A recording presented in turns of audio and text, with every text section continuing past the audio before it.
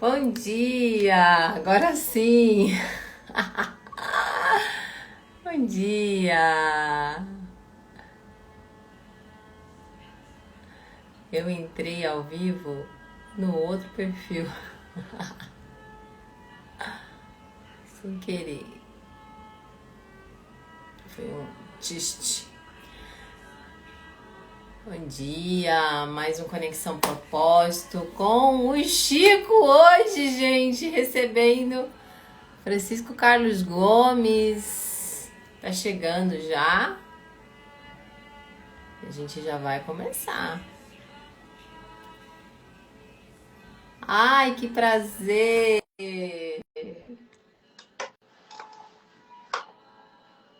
Quanto tempo! Cadê ele? Tá chegando? Tá chegando? É, Chegou! é. Que alegria, que legal. Gostoso começar essa semana com essa visita na minha casa, gente! Não é Coisa que deu certo, hein? boa! Deu certo, Chico. Semana passada eu fui fazer uma outra collab com um convidado. O Sim. Instagram não deixou de jeito nenhum. A gente tentou, É, tentou, tentou e não deu é, certo. Hoje deu e não certo. deu. Estamos aqui. Não é, então estamos protegidos aqui, né, para essa. Ai, que saudade! Gostoso de reencontrar. Quanto tempo! Não Nossa, é. tão bom os Tanta nossos. coisa aconteceu, né, nesse período, né? E, enfim, né, pelo menos nós temos essa forma de comunicação que conecta, né, a possibilidade de se conectar, né, com todas. Sim.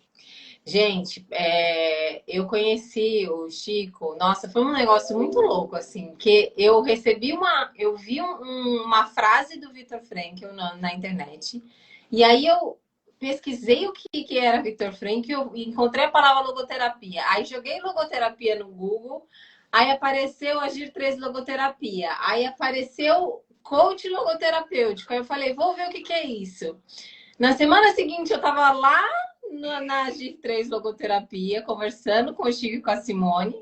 E eu acho que uma ou duas semanas depois começou a formação e a gente começou esse contato, essa relação que, nossa, eu aprendi demais com vocês dois, meu Deus do céu, quanta coisa.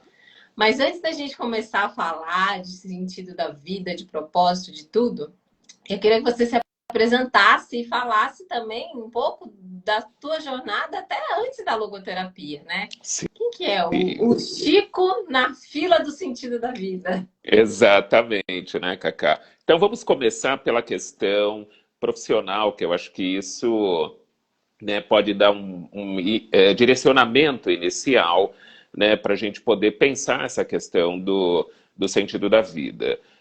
Eu sou psicólogo de formação, né, trabalho com psicologia clínica, então eu sempre tive esse interesse pelo humano e na minha formação eu nunca também havia ouvido falar da logoterapia ou do Viktor Frankl, né, porque ele há 30 anos, 35 anos atrás, ele era pouco conhecido no Brasil e estudávamos muito mais o Freud e outros pensadores, até que, né, um pouco mais de 15 anos atrás, eu fui numa palestra, né, sobre um livro chamado Em Busca de Sentido, e foi ali que eu conheci, né, esse primeiro contato com a obra do Viktor Frankl, e eu me encantei, porque eu falei, nossa, era isso que estava faltando, né? É um pouco dessa sensação, né?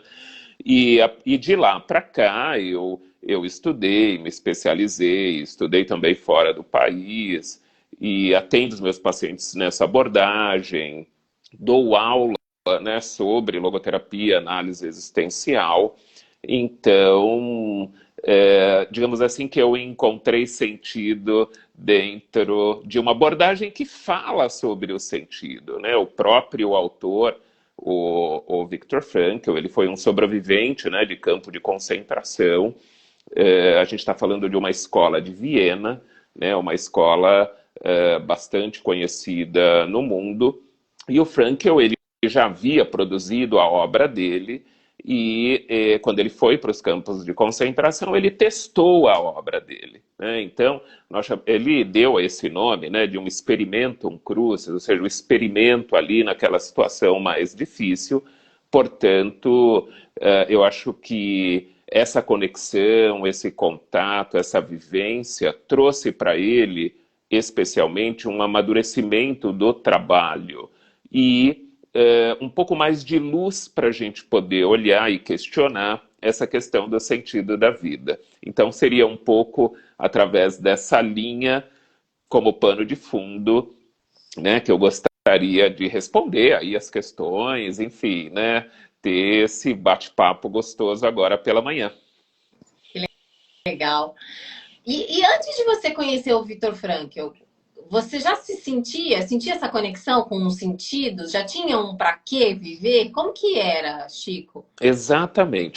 Ou seja, assim, a minha vida, como eu acredito que a maioria das pessoas, né, quando a gente chega no mundo, nós somos ali num primeiro momento, né, nós trazemos alguma carga, provavelmente, né, ancestral, vamos chamar assim, mas nós não conhecemos esse mundo, né? Quando a gente chega aqui, se você olhar, né, com cuidado os olhinhos de um bebê, ele está ali procurando, tentando entender que lugar é esse, né? Assim, onde eu cheguei, né? Que história é essa?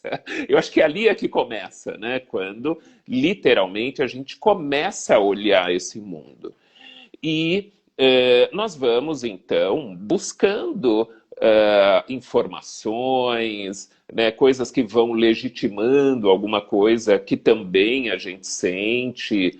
E comigo não foi diferente, né? Ou seja, a trajetória inicial lá desde criança era um sentimento de que nós não estamos aqui à toa, né? De que nós não estamos nessa vida só por uma passagem ou só por um acaso, né? Acho que a questão inicial é justamente essa, né? Nós, de repente, chegamos aqui no planeta. E aí, isso dá uma outra dimensão importante, é que nós estamos nesse planeta durante um tempo, né? Que seria o tempo da nossa existência. E às vezes a gente se dá conta disso muito tarde, né? O ideal e é importante a gente refletir o sentido na vida, justamente tendo essa dimensão de que nós estamos aqui durante um tempo. E isso já acontecia comigo, isso já, né, já despertava naquele momento, eu já tinha essa curiosidade de entender qual era essa transitoriedade da vida, né? Assim, não era uma coisa à toa eu estar por aqui, né? Então eu sempre comecei a buscar.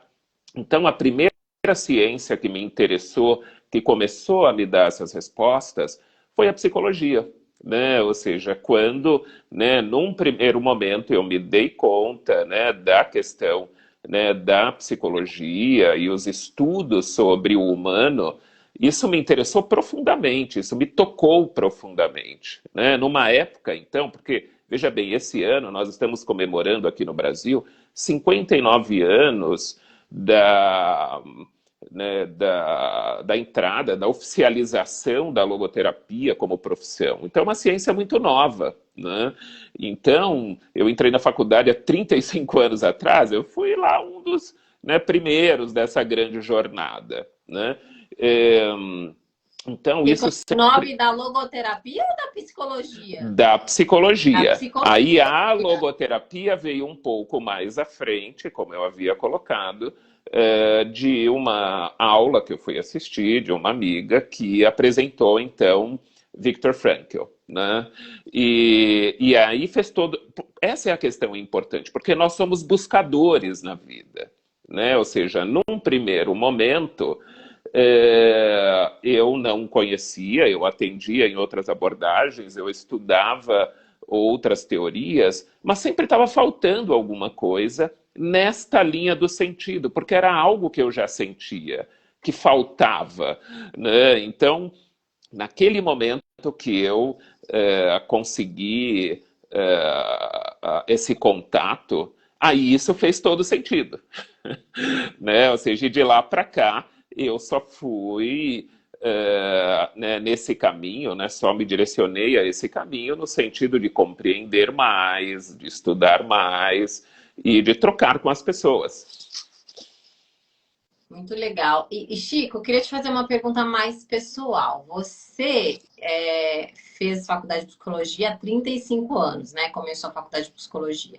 É Isso. muito raro hoje a gente ver um homem psicólogo negro. Como que era na sua época isso? Imagine há 35 anos atrás. Não é? Ou seja, há 35 anos atrás, na verdade, eu representava, né, com poucos colegas, vamos dizer assim, homens e negros dentro de uma universidade, particularmente dentro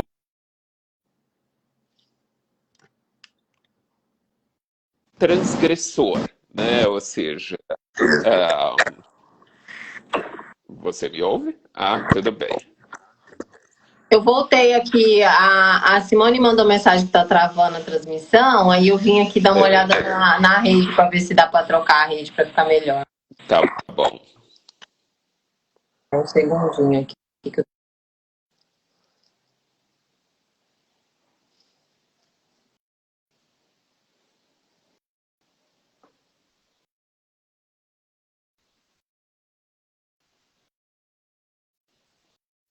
Você me ouve? Agora ouço. Ótimo. Bem, então vamos voltar aí novamente, né? Como diria na minha época, voltar à fita. Vamos voltar à fita. Como é questão de racialidade há 35 anos atrás na faculdade de psicologia? Como foi essa experiência? Exatamente. Então, não era comum há 35 anos atrás os negros frequentarem a universidade, né? Não era uma coisa assim, era muito raro, né, de nós encontrarmos no mundo da academia os negros por conta de toda a nossa história, né, que vem, né, quando a gente estuda a questão da escravidão no Brasil, a gente se dá conta, né, de como foi que tudo isso aconteceu. Ou seja, os nossos antepassados, eles chegaram aqui em navios negreiros, né? Eles chegaram aqui como escravos, ou seja, eles não tinham uma identidade. Eles eram números, eles eram coisas que podiam ser comercializados. Então, quando nós temos essa noção de que esses antepassados chegaram dessa forma no Brasil, imagine então pensar que um dia eles poderiam, né, frequentar uma universidade, era uma coisa assim impensada, né? Ou seja, porque justamente né, todos esses antepassados chegaram para trabalhar, né, e trabalhar como escravos, não trabalhar com seus direitos, né, não havia nem essa possibilidade de pensar um sentido maior diante daquela situação. Muitos nem sabiam direito o que estava acontecendo, eles estavam lá, né, na aldeia deles, um belo dia capturaram eles e trouxeram forçosamente, né, para trabalhar num outro continente. Tem um detalhe importante, Cacá. Há uns 6 anos atrás, eu estive em Portugal, e eu estive no sul de Portugal, né, na região de Lagos, onde saiu o primeiro navio negreiro em direção ao Brasil. E é uma sensação, assim, para nós, muito forte quando nós olhamos aquele lugar, porque o lugar existe, né, assim, e ele foi preservado para que as pessoas pudessem olhar, né? Ou seja, como acontecem, por exemplo, com os campos de concentração, que a gente vai lá e visita para dizer que aquilo aconteceu. Então, essa experiência em Lagos, ela foi bastante transformadora na minha vida para entender, né, que lugar é esse que eu me encontro hoje, ou que nós nos encontramos hoje. Né? Ou seja, porque nós somos frutos de tudo isso que foi vivido no passado. Né? Então, essa ideia, tudo isso, né, para fazer essa contextualização, né, para entender que há 35 anos atrás, quando eu entrei na universidade, de fato não era algo, vamos dizer assim, corriqueiro, Hoje em dia, nós temos um avanço muito grande nesse sentido, inclusive com a organização de grupos, né, muitos negros na universidade, nas várias escolas, vamos chamar assim, né, mas naquele tempo era muito raro. Então, eu acho que para mim teve um sabor especial, porque eu poderia olhar para aquela realidade e dizer assim, ah, não dá, né? Vou ficar aqui no meu cantinho, onde né, foi designado, vamos chamar assim. Né? Mas eu ousei naquele momento, como outros também da minha geração ousaram, né, para que a gente ajudasse de uma certa forma a criar esse novo passado, vamos dizer assim, que se pode olhar e dizer assim, olha, agora a gente pode, e pode muito mais, né?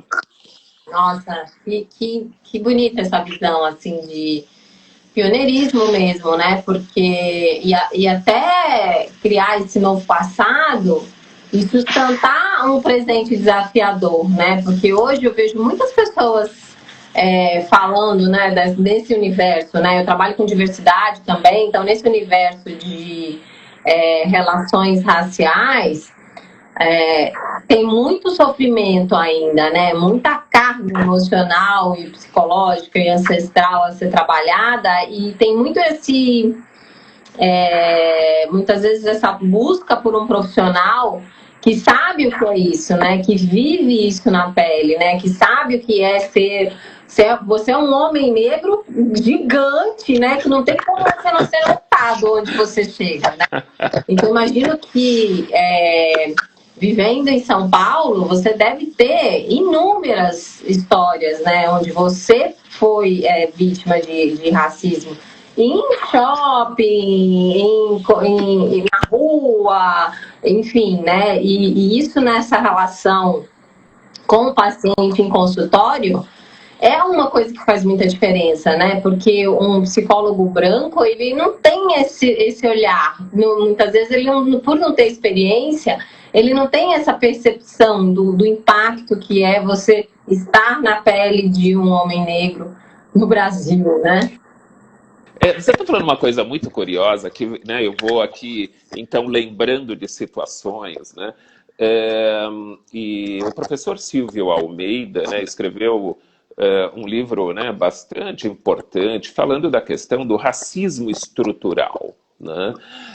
A questão do racismo estrutural, muitas vezes, ele se dá, né, por essa questão, como você disse, né, assim, não é aquele racismo como, por exemplo, o americano, que havia ali uma porta para brancos, uma porta para negros. É diferente, é um racismo maquiado, vamos dizer assim, né? Que você sente, né, quando isso acontece. Né? Por exemplo, você falou da questão do shopping. Né? Isso não aconteceu faz pouco tempo. Eu tenho um jipão, você me conhece, eu sou grandão, tenho um jipão. Né? Imagine chegando num shopping. Né? Ou seja, coloquei lá o meu carro e tal, né? E naquele mesmo momento, o pessoal ali da segurança das motinhas se aproximaram. Por quê? Porque ainda não, mesmo ainda nos dias de hoje, né, você não pode fazer, muitas vezes, não se faz essa associação, que um homem negro pode ter aquele carro, por exemplo. Né? Ou seja, então poderia ser uma associação, nossa, o que será que ele está fazendo aqui? Né? Assim, eu não fui abordado diretamente, mas aquilo tudo estava no ar, tudo aquilo a gente sente. Então, quando você fala da questão racial, ela é muito presente. Quando a gente fala da questão da escravidão, aí sim, o negro naquela ocasião, ele não tinha nome, ele não tinha identidade, ele era uma coisa, ele podia ser vendido, literalmente. E as pessoas, quando faziam isso, olhavam os dentes, olhavam o corpo, assim, olha, essa mercadoria aqui vale tanto. Né? Ou seja, esse foi o negro chegando no Brasil.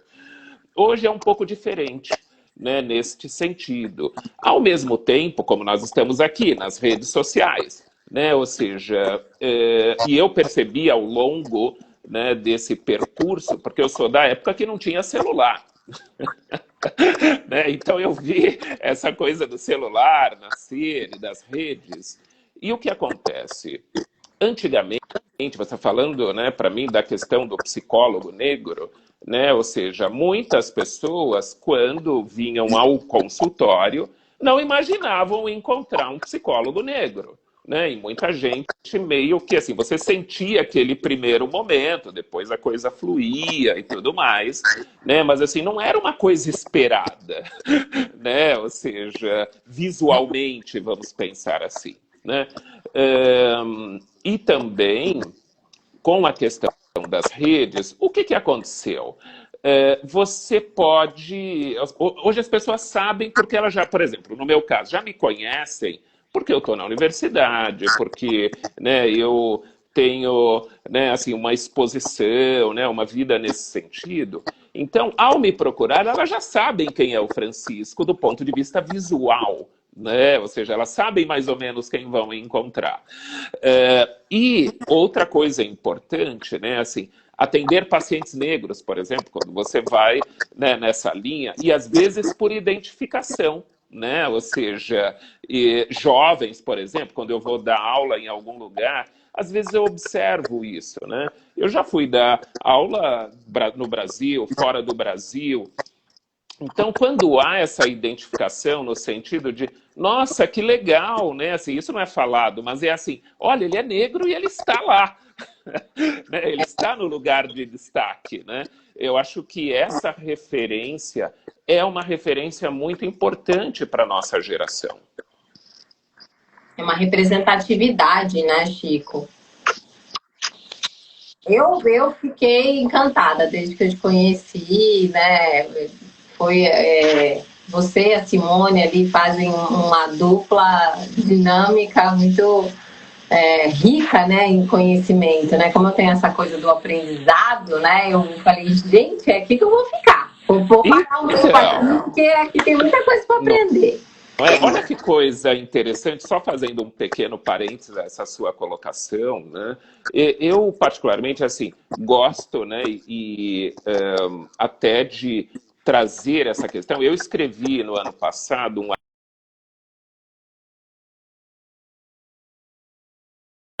Travou você. Para as pessoas aí que estão nos assistindo.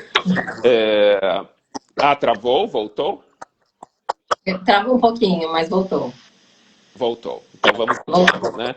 Eu estava dizendo que no ano passado eu escrevi um artigo sobre esse tema, sobre a questão né, racial, e que depois eu possa encaminhar a você para enviar aí para os seus convidados todos. Né?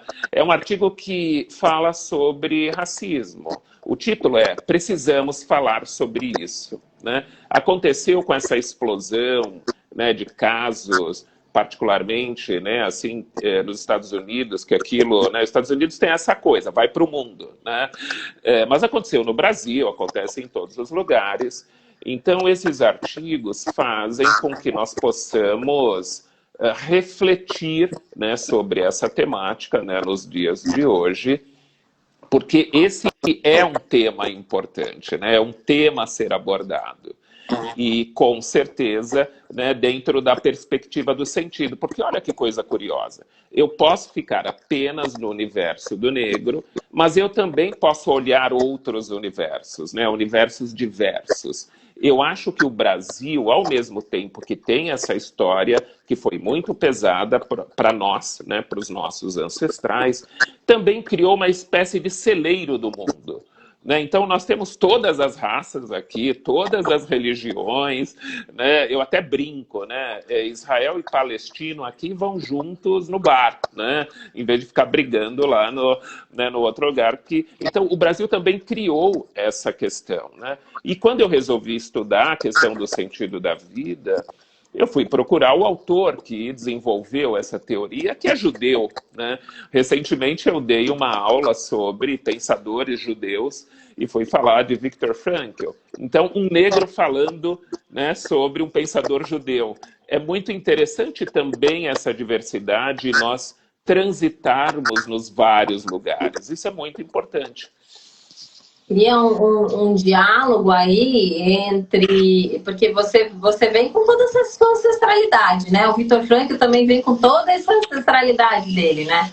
E guardadas as devidas proporções, né? São situações muito semelhantes, né? Exato. Sem falar do contexto histórico específico, mas foram dores e opressões, né, muito semelhantes que esses dois povos viveram, né, e ainda em algum grau ainda vive. Mas, Chico, você falou que quando você, há 15 anos, né, participou dessa palestra do livro Em Busca do Sentido, achou ali um sentido, né? Algo para você mergulhar e transformou essa descoberta em várias coisas importantes na sua vida, né? Tem sentido de trabalho, tem essa coisa do sentido da vida mesmo, né? E aí eu queria que você contasse um pouco pra gente, porque o Viktor Frankl, ele fala de sentido da vida, mas ele esmiuça em vários outros sentidos, né? Como que é isso? Porque aqui a gente está falando aqui na Conexão Propósito, a gente fala muito do nosso porquê. E o que eu acho interessante no Viktor Frankl é que ele traz o pra quê, né? Como que é qual que é essa diferença? Vai, fala um pouco pra gente disso. Legal, então vamos lá, né? Contextualizar todo mundo dentro dessa ideia de sentido da vida. Então, o Viktor Frankl, que é esse autor da logoterapia, né?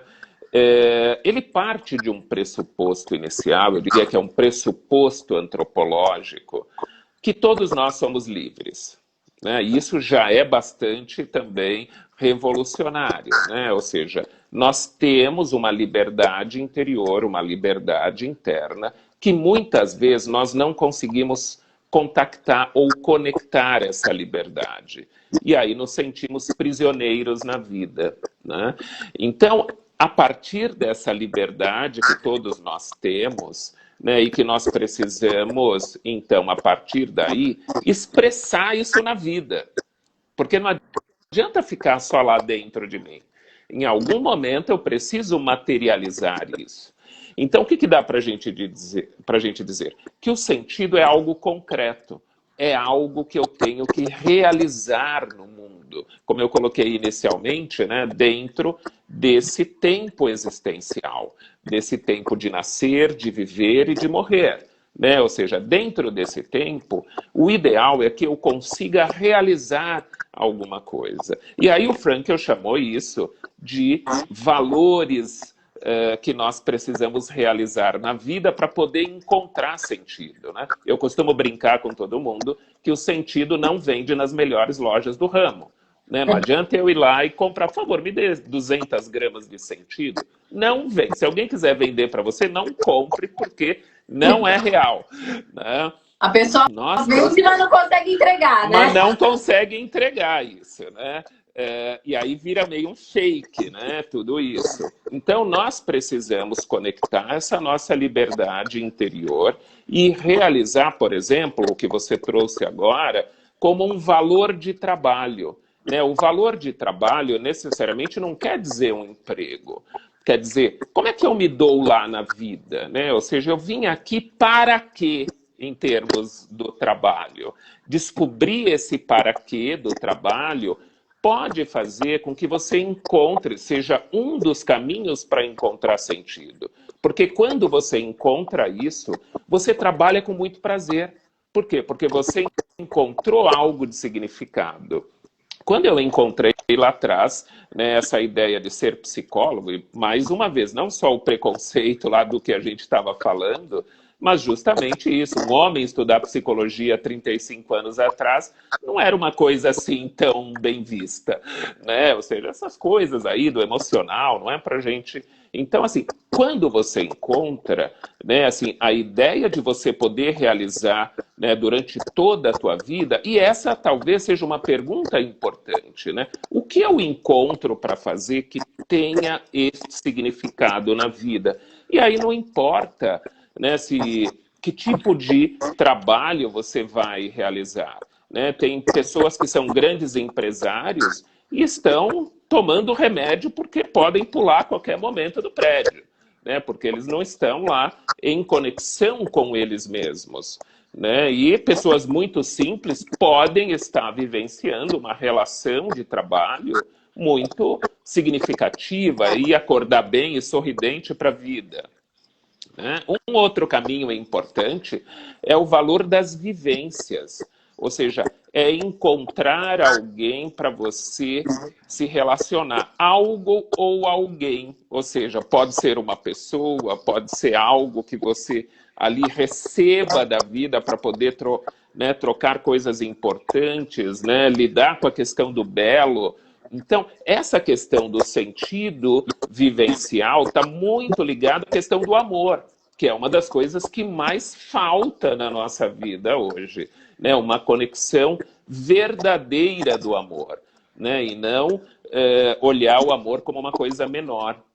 Então, eu acho que essa conexão pode trazer muito sentido na vida quando eu encontro alguém e posso trocar algo afetivo, né, algo real na vida. E essa é uma busca, porque eu encontro, eu costumo dizer assim, né, quando a gente encontra, brilha os nossos olhos, né? Então esse pode ser um grande... Eu tenho uma amiga enfermeira que diz que quando a gente, né, tá muito feliz na vida, né, quando a gente encontra algo assim, a pupila do olho dilata, né? Porque é um ato involuntário quando você encontra e localiza, né? Então, às vezes a gente brinca, tá apaixonado, hein? A pupila tá dilatada, né?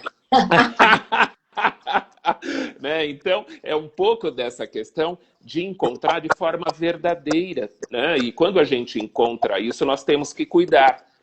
E um terceiro momento é poder lidar com as adversidades da vida, já que a gente, né, também começou a falar da coisa, né, do negro, da escravidão.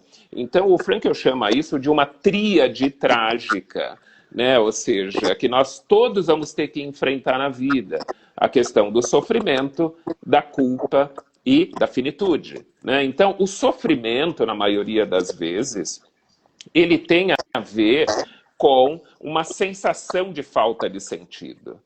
E aí eu sofro, né? Quando eu não encontro sentido naquela situação, eu entro em sofrimento.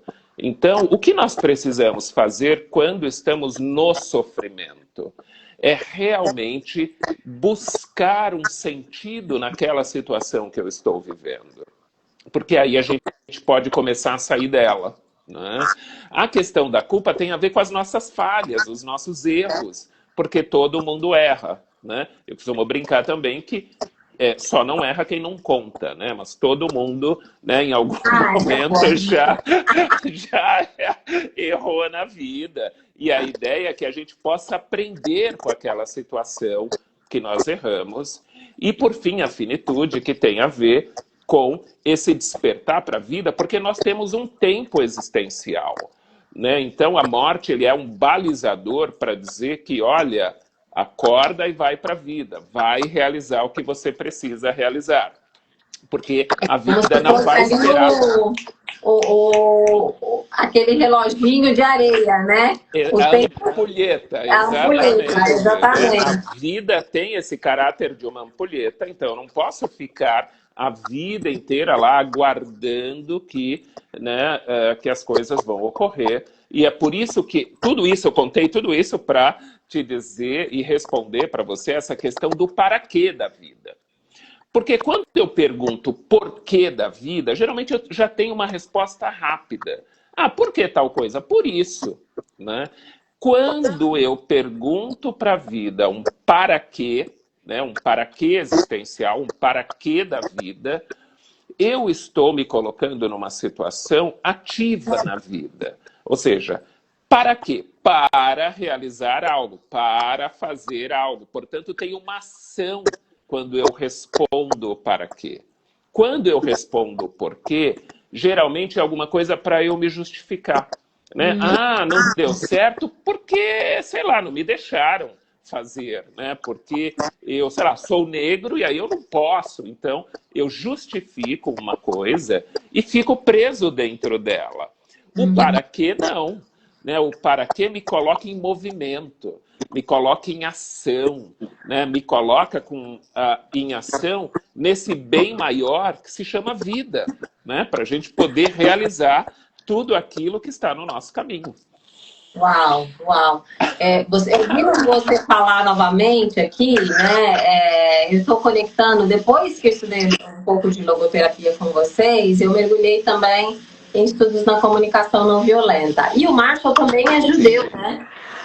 E é interessante como é muito semelhante ao pensamento do Frankl e o pensamento do Marshall Rosenberg, assim, nesse lugar da responsabilidade, do você ser responsável por atender às suas necessidades, seria, né, o que está vivo em você e que está buscando esse movimento, essa coisa do você ter um sentido para a sua vida e você se colocar em movimento na realização desse sentido. E tem uma coisa que eu acho que conecta muito com a logoterapia da comunicação não violenta, que é o não faça nada que não seja por alegria, e aí a logoterapia, como ela traz um sentido para o sofrimento, isso faz muito, né, uma conexão profunda, assim, até no sofrimento há um sentido, né? Sim, e as pessoas muitas vezes se desesperam quando algo sai errado na sua vida e muitas vezes ficam presas nesse lugar, né, justamente porque elas reagem, são reagentes àquela situação que aconteceu na vida delas. É lógico que se aconteceu algo que é muito pesado para mim, eu vou sofrer, mas eu não posso ficar muito tempo lá. Em algum momento eu tenho que sair desse lugar, e é por isso que hoje nós estudamos tanto as neuroses, as depressões, porque facilmente, ainda mais dentro do nosso contexto social, é muito comum a gente cair nesse lugar, né? Que a gente, né, vá sofrer demasiadamente, e nós não fomos feitos para sofrer dessa forma, né, a vida inteira. Então nós precisamos sair desse lugar. Mais uma vez, essa questão do movimento. Mas tem uma coisa interessante desse convite que você me fez hoje, né, porque você acabou de me dizer que também estuda um outro pensador judeu, depois do que a gente falou de Viktor Frankl. Hoje é dia do Shana Tová. Hoje é dia do Ano Novo Judaico. Nossa! Então, olha essa coisa da egrégora mais uma vez presente, né? Que a gente nem tinha pensado nisso, né?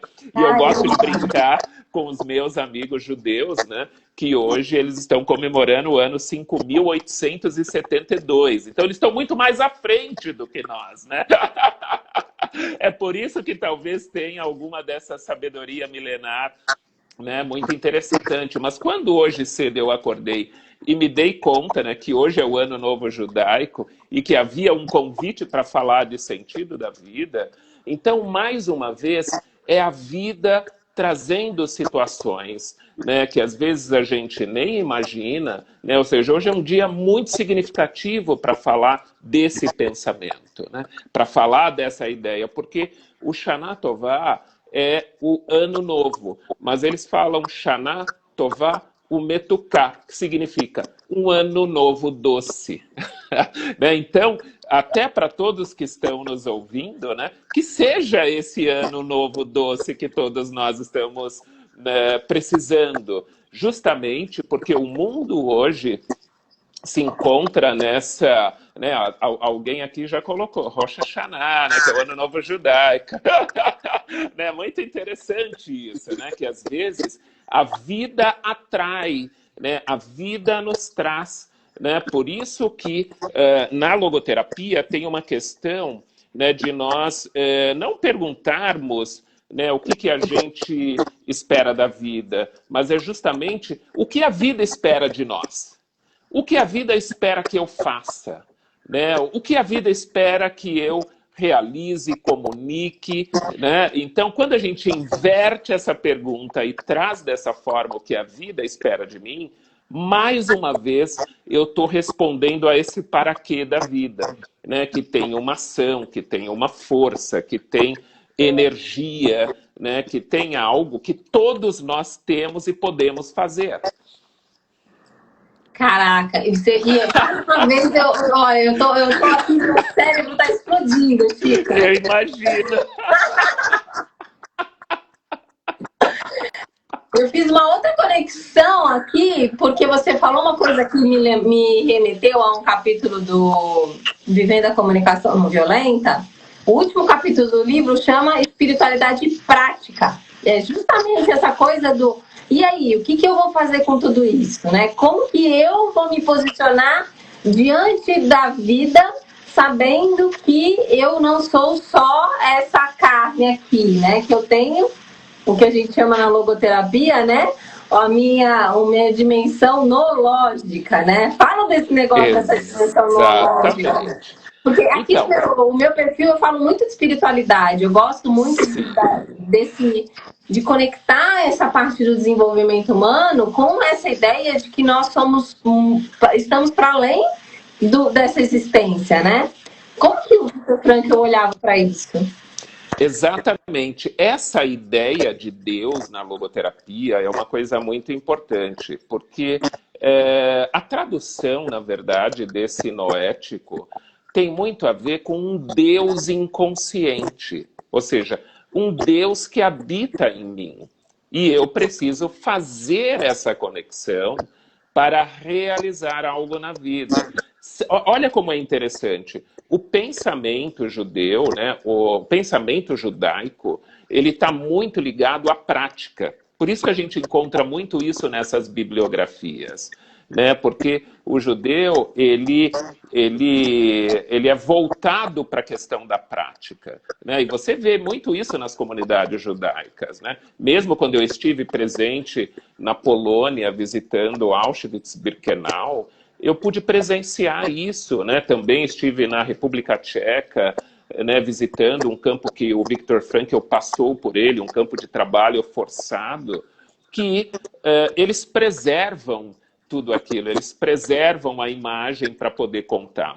Que, de uma certa forma, a gente está começando a fazer isso como negros, né? Ou seja, e, na verdade, nós estamos num período de resistência, porque estão tentando destruir mais uma vez todo esse arsenal do negro no Brasil, né? Então, já aproveito aqui para colocar o meu ato de resistência aqui nessa live, né? Porque né, hoje há um pensamento, né, que a gente vê, e é lógico que a gente sempre vai entrar um pouco nessa questão política, né, de que hoje tentam destruir a memória do negro brasileiro.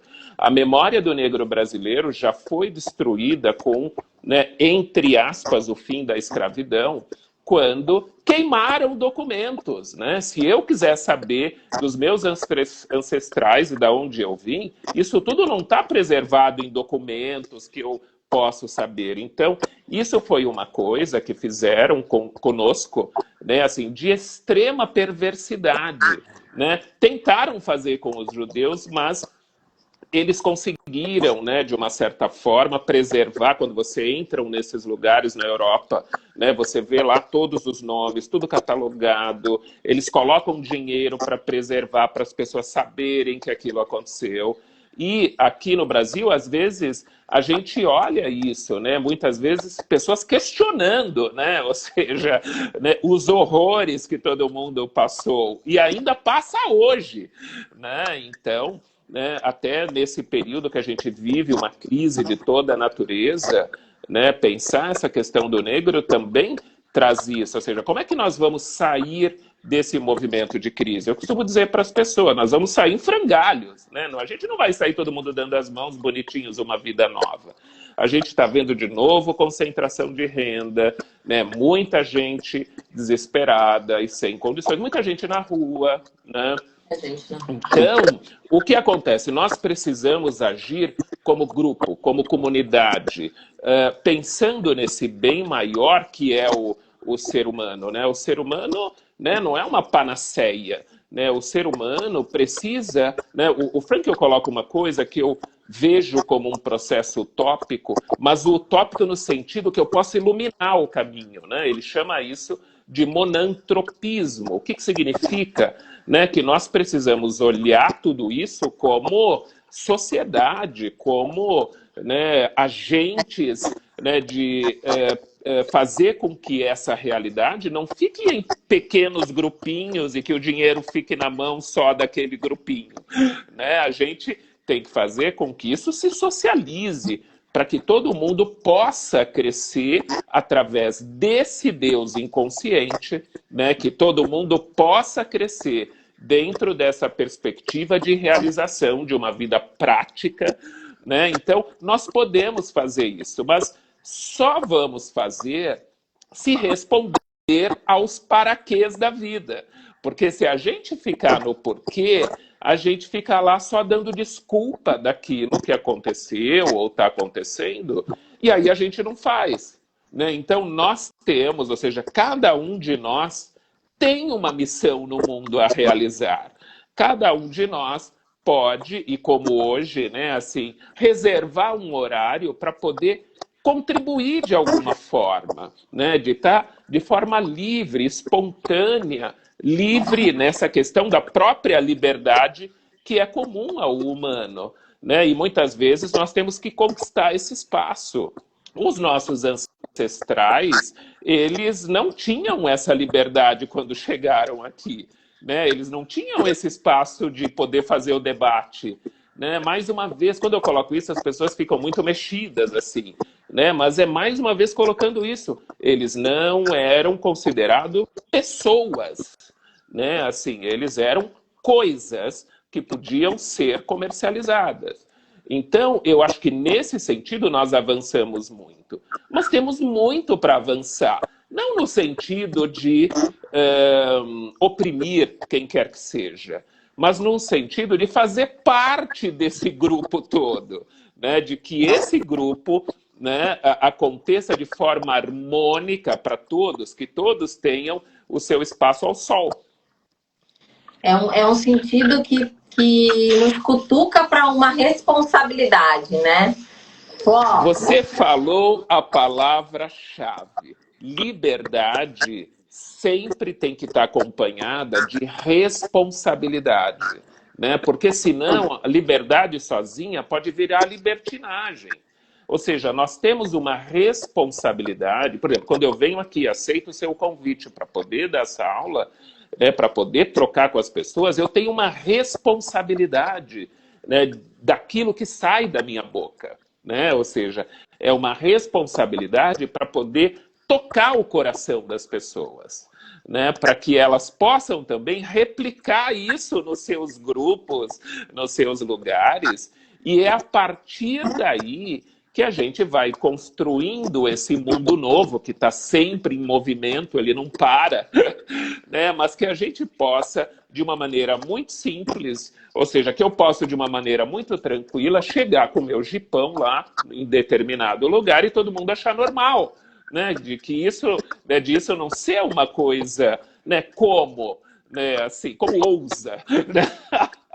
Né? Ou seja, de ser algo que a gente possa de fato se colocar, né, como pessoa, né, que a gente tem algo a contribuir. E na própria história do negro do Brasil, né, até estava olhando aqui, né, e vou fazer aqui uma colocação, que é meu primo Renato, que entrou aqui, que é um estudioso da área, né, do direito e da questão racial. Outro dia ele publicou uma coisa muito curiosa. Em 1873 havia lá uma lei, era uma lei no Brasil, né, assim, de que determinados lugares, como escola e tudo mais, o negro não podia frequentar. É uma lei que existiu. Eu não estou falando só da questão, né, da fala ou do entendimento. Né? Não, ou seja, isso era materializado dessa forma. Então dá para entender também dentro desse contexto todo, né, a questão racial, ela vem porque tem esse histórico. E cabe a nós, aqui, num lugar como esse e outros tantos, trazer essa discussão de uma maneira harmoniosa, de uma maneira que as pessoas entendam. É importante clarear o caminho, que é uma coisa que a logoterapia fala, né? Ou seja, a clarificação das ideias, né? A clarificação do caminho, né? Porque é só dessa forma que a gente pode ter alguma coisa, né, em termos sociais, um pouco mais igualitário. né? Porque isso está faltando aqui, né, no Brasil, está faltando no nosso espaço, e cabe a nós dizer, verbalizar, comunicar, ensinar e trocar, aprender também, né? Porque é uma troca, a gente ensina e aprende. Então, de uma certa forma, esse é o lugar que a gente tem que pensar quando você traz a questão, né, de uma espiritualidade, que o que está em jogo é isso, né? É uma espiritualidade que contemple o humano, né? Que contemple a pessoa em primeiro lugar, né? Ou seja, porque, mais uma vez, muitas vezes somos focados nas coisas, em ter coisas, né? Ou seja, e esse ter coisas muitas vezes tem um valor maior do que ser. E isso está totalmente errado. É muito gostoso ter as coisas, como eu acabei de falar e brincando com a história do Japão. É muito bom, acho que todos deveriam ter, né? Mas, em primeiro lugar, nós temos que expressar o ser, né? O ser livre, poder expressar as suas ideias e contribuir para o conjunto. Olha que coisa interessante, nessa crise, uma das coisas que mais afetou todos nós é não poder encontrar pessoalmente e dar um abraço nas pessoas. Não é verdade? Quanto de nós estamos sofrendo com isso? Não vemos a hora, né, de poder sair, né, desse lugar. E a gente só vai conseguir fazer isso, né? Olha como esse vírus é curioso. Se nós fizermos a lição de casa juntos. Todos precisam fazer a lição de casa, senão a gente não sai da pandemia, né? Então, mais uma vez, a natureza se manifesta pedindo essa ideia de monantropismo do Frankl para que a gente possa, enquanto grupo, fazer um movimento significativo. É isso que está em jogo. Ô Chico, e esse movimento significativo e coletivo acaba sendo, de alguma maneira, o sentido do sofrimento do isolamento, né? Exatamente, porque olha que coisa, às vezes as pessoas me perguntam a diferença de sofrimento e dor, né? Porque tem uma diferença. A dor é algo físico. A dor é algo que eu posso tomar lá um analgésico, um medicamento específico e tirar a dor, né? Então, aí sim eu posso, né, e com certeza, né, ter um profissional de saúde qualificado para me ajudar a tirar a dor. O sofrimento é uma outra coisa, né? O sofrimento é algo que eu sinto. É como se esse mundo espiritual tivesse adoecido. Eu perco nesse período o meu tônus existencial, né? A minha força, porque o sofrimento ele suga a alma. Né? O sofrimento ele tira esse brilho, ele faz com que a pessoa, né, saia daquela condição para que ela foi criada no mundo, para viver, né, à margem, para viver como um zumbi, para viver como, né, não naquilo que você pode realizar. Então as pessoas sofrem quando é tirado delas ou quando ela tem a sensação de que tiraram algo dela e ela não serve para nada, ou ela não é capaz de, pensando num mundo concreto, né, de se autobastar, né, de trabalhar para poder ter orgulho de ter as suas coisas, né? Por isso a questão do trabalho é tão importante, né, porque ela traz essa possibilidade dentro de um mundo concreto, né, que eu crio o meu espaço existencial, que ele é fundamental. Por quê? Porque eu tenho um corpo físico, eu tenho um corpo que necessita se alimentar, que, né, a gente ainda veste roupa, ou seja, eu preciso contemplar esse lugar, né? Então, esse lugar dentro da sociedade é algo que tem que ser pensado com líderes, né? Eu acho interessante isso. Como é que os líderes conduzem os seus povos? Né? Ou seja, levando-os à desgraça, né? Levando-os ao confinamento, levando à briga ou fazendo com que as pessoas tenham uma condição mínima, né, de poder vivenciar o seu sentido existencial, né? Ou seja, acho que isso é que está em jogo agora. Nossa, Chico! Que mensagem importante, incrível, necessária para esse momento, assim, o que a gente está guardando de mais precioso, né? E qual que é o efeito no ser humano quando lhe é tirado o seu nome, a sua tribo, a sua cultura, a sua religião, né? Quando lhe é tirado a sua identidade no sentido de você não ser visto como um ser humano que tem como característica intrínseca o livre-arbítrio, né? Que é essa liberdade de como você reage à vida, né? Mas se você está num contexto onde o mundo te vê como um objeto a ser comercializado, e a gente está vivendo hoje algo muito grave, né, em relação à questão à pauta indígena também, que tem tudo a ver com racismo, né, e a gente continua reproduzindo aquele mesmo pensamento medieval, né, de 1500, né, da exploração, do desrespeito, né, de não entender, né, esse sentido do indígena no mundo, né? Essa conexão com a natureza, a terra não é minha, eu sou da terra, né? E a nossa cultura faz assim, ó. Vamos derrubar todo esse negócio aí, vamos, né? Vamos plantar soja, né? Essas pessoas aí, elas nem deviam estar mais aqui, já deviam ter sido extintas. E essa mensagem que você trouxe agora fez assim, uau, muito poderosa, muito poderosa. Então, é uma mensagem poderosa porque ela mostra que eu tenho uma responsabilidade dentro disso tudo. Aquilo lá que acontece com o indígena ou com uma mulher que sofre violência em casa, eu também tenho a ver com isso. Eu posso contribuir para ajudar que leis sejam criadas, né, de que pessoas se preocupem, né, com o bem-estar, né, das pessoas. Por isso o coletivo é tão importante nesse sentido. Nós temos que perguntar qual é a nossa responsabilidade nisso tudo e não ficar dentro da nossa bolha, né? Ou seja, né? Porque poderia ser assim, ó, já trabalhei tanto tempo, vou ficar aqui na minha bolha, vocês que se resolvam. Não, enquanto tiver vida, né, nós precisamos fazer isso, né? Como você trouxe essa questão dos desmandos, tem muito a ver com a democracia, né? A democracia, ela é muito frágil, por isso que ela precisa ser cuidada, né? Porque senão atropelam a democracia e criam uma coisa que o Frankl já apontava, que é a questão do totalitarismo, né? O totalitarismo tem muito a ver com essa questão de que, assim, querem que eu faça determinada coisa. E aí eu não tenho uma liberdade de fazer, porque eu tenho que seguir aquilo que querem que eu faça.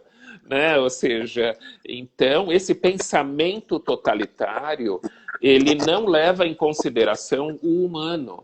Ele não leva em consideração a pessoa que habita em você.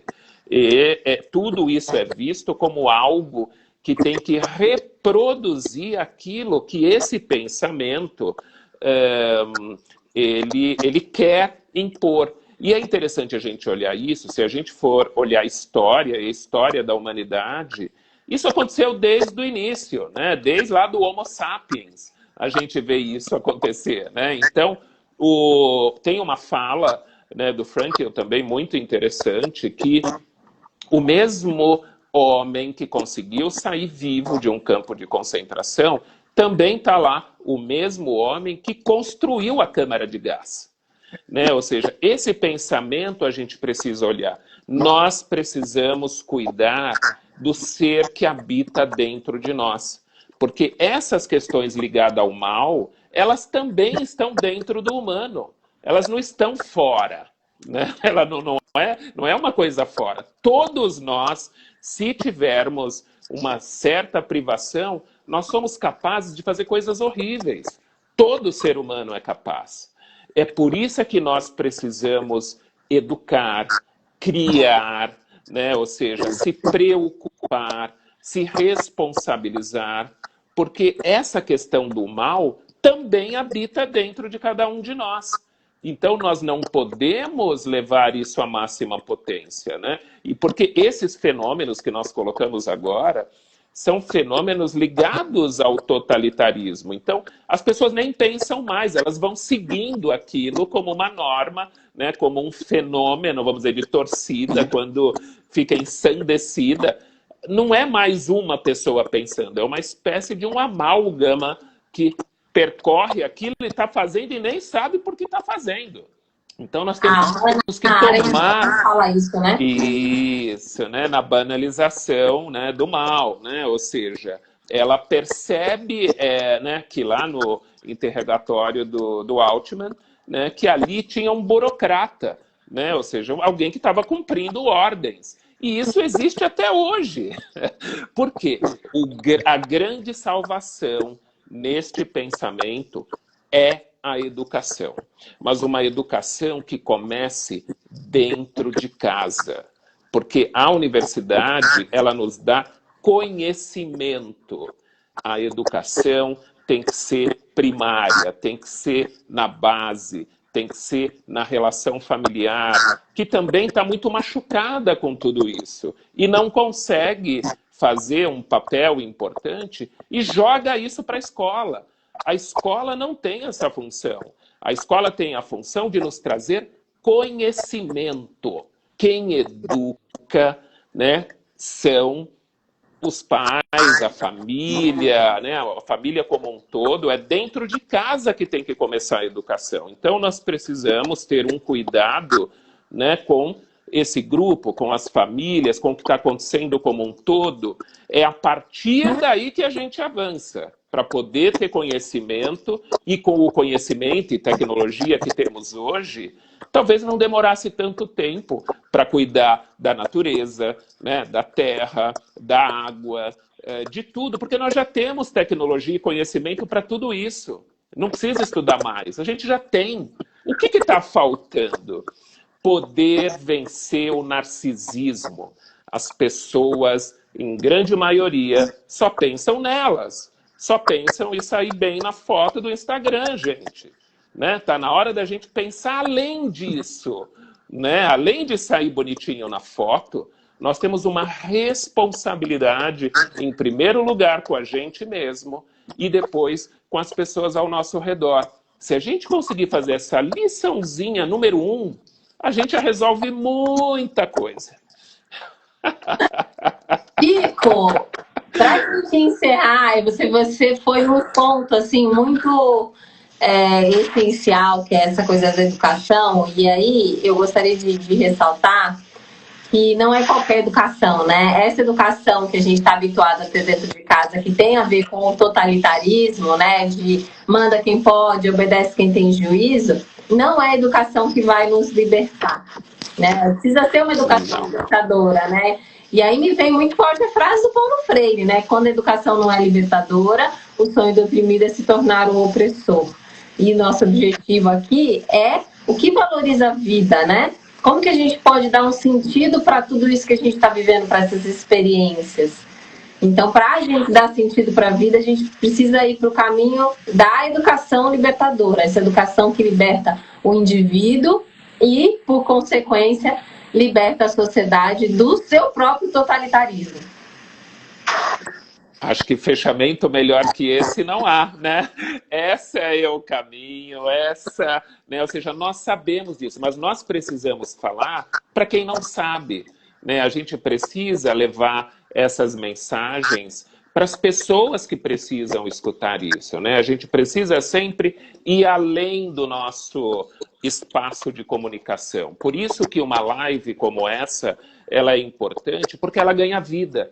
Né? Com essa tecnologia que nós temos hoje, né? A gente está aqui num bate-papo gostoso, mas essa mensagem, esse vídeo daqui a pouco, ele circula o mundo.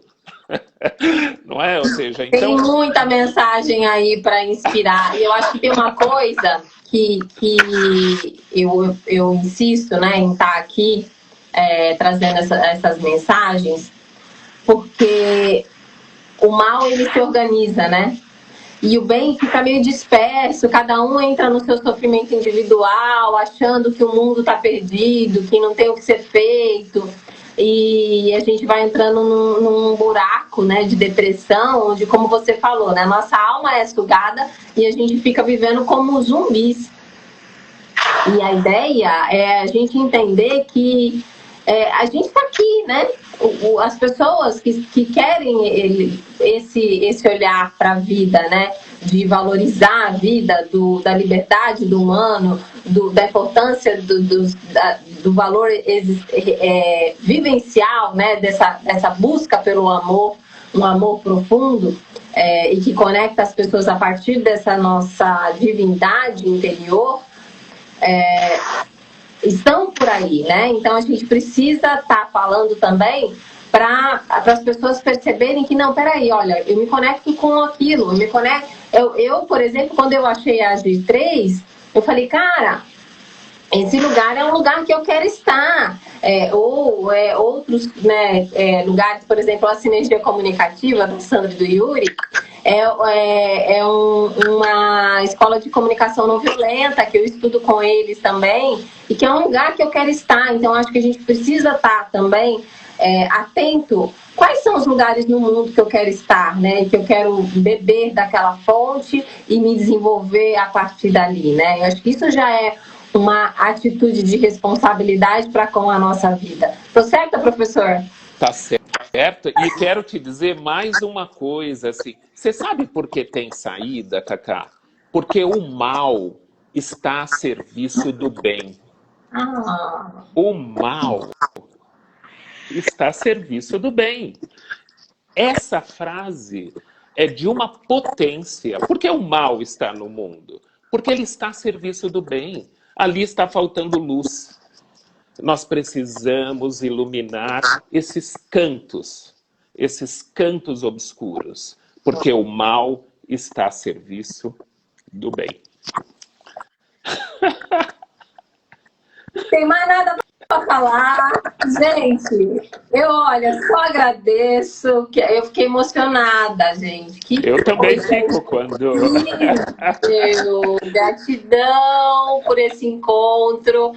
Na vida aqui, e eu espero que a gente possa continuar trocando muito sempre. Estou com muita saudade de você, estou com muita saudade da Simone. Em breve a gente vai estar junto aí, podendo dar um abraço apertado. Sem dúvida, não é? E juntos iluminando, né, os nossos cantos. Sim, né? É isso que nós temos que levar.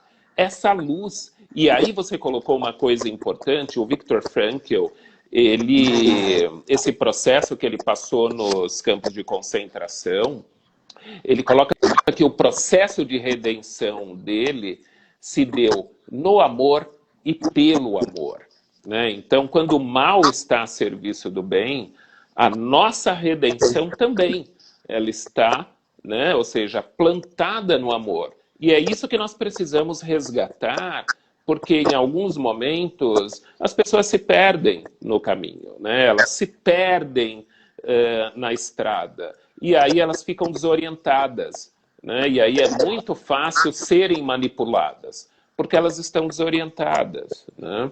Então, cabe a nós, sempre que possível, né, levar essas palavras adiante. No amor e pelo amor. Gratidão. Eu vou deixar essa live salva porque é uma preciosidade. Muito obrigada. Que a gente comece a nossa semana nessa energia, nessa inspiração. Sandra e Yuri, eu não sei quem é que tá aí, se são os dois. Vale a pena conhecer o Chico pessoalmente e a Simone também, que é a esposa dele, né? Os dois que são diretores lá da G3 Logoterapia. E assim, vamos seguir no amor pelo amor. Gratidão, Chico.